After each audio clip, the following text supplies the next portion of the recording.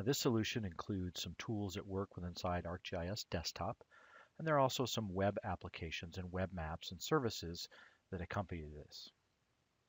An increasingly common pattern that we see with utilities is to create what are called DMAs, a district metered area.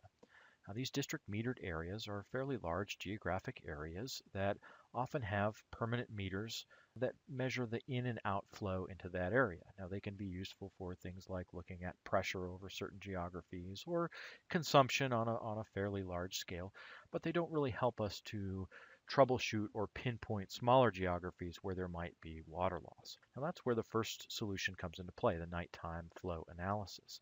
Now, this includes some tools to help plan out where to create smaller, more temporary sub-DMA boundaries.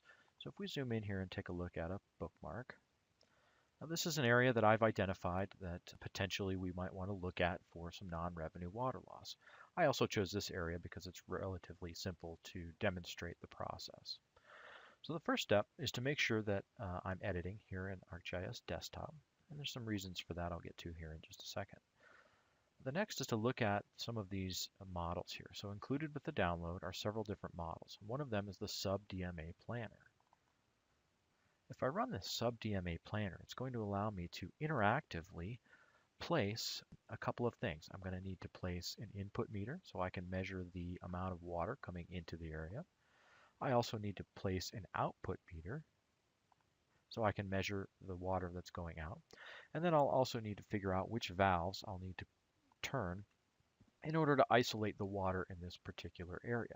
So here I have my input meter. This is located on a valve. I have an output meter down here that's also located on a valve. And then I've marked this valve here that needs to be turned in order to make sure that water doesn't flow out in this direction. Once I've done that, I can now choose a trace location. And this trace location just needs to be anywhere inside that geographic area. So if I click on the line here, I can run the tool, and this will create for me a sub-DMA boundary.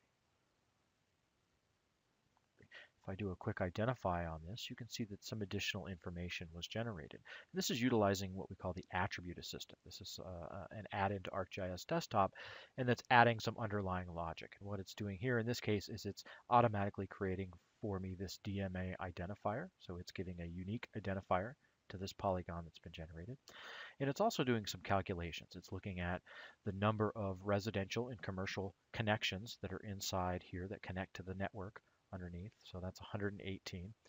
And by utilizing that, we can start to look at an expected flow. So this flow is 6 gallons per minute. Now this is taken at roughly 3 to 4 a.m.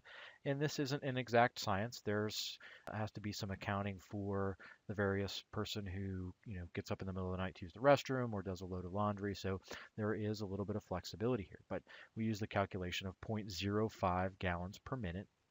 And that's based on some conversations that we've had with other water utilities. Now that number is configurable, so you can change that number to be anything that you want it to be. All right, so now that I have created my sub-DMA boundary area, the next step is for me to publish this out. I want to share this layer in some web maps and applications that utilize this information, and we'll start to do some analysis on the water loss.